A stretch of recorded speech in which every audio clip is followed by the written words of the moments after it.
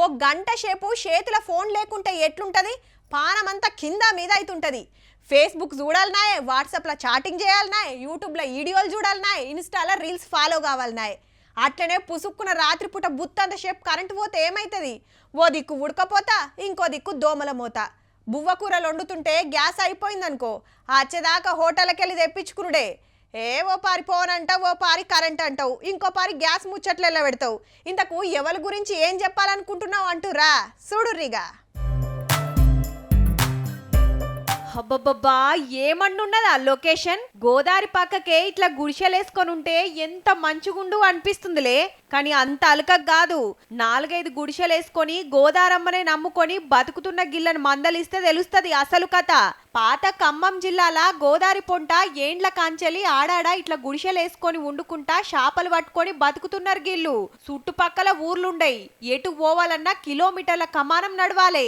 నెలకు సరిపోను సరుకులు ఒక్క పారే తెచ్చుకుంటారు. హగో అక్క చెప్పులు చేతులు పట్టుకొని నడుస్తుంది. ఆపది సంపతికి ఆదుకునేటోళ్ళు ఉండరు. రోగమో నొప్పి వస్తే అంతే ఇక. ఓ ఫోన్ ఉండది, ఫోన్ ఉన్నా సిగ్నల్ ఉండది. అసలు మందలిగా మనుషులే ఉండరు.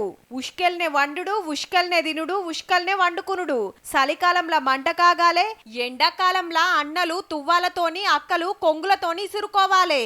అన్నలు పొద్దుగాల లేచి చేపల షికారికి పోతేనే ఇల్లు గడిచేది.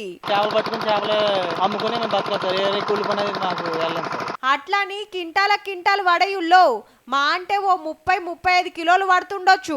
2 తెలుగు రాష్ట్రాల గోదావరి పొడుగుతా ఓ 500 కుటుంబాలు ఇదే కథ. అందరికి సొంత పడవలు సుతుండయి. కొందామంటే 2-3 లక్షలు కావాలి. వలలు సుత బగ్గనే పిరముంటాయి. చేపలు కొనే కాంట్రాక్టర్ తన అప్పు చేసి కొనుక్కుంటారు. ఆయనకే చేపలు పోతామని కండిషన్ మీదనే.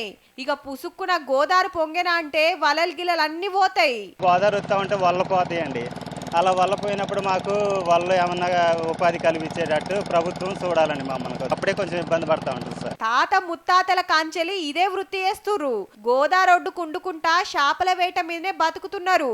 సర్కార్ ఇంత ఆసరై సబ్సిడీ మీద బోట్లు వలలు ఇప్పిస్తే రంది లేకుంటుంటామంటుర్రు. జర ఆలోచన చెయ్యుర్రి సార్లు.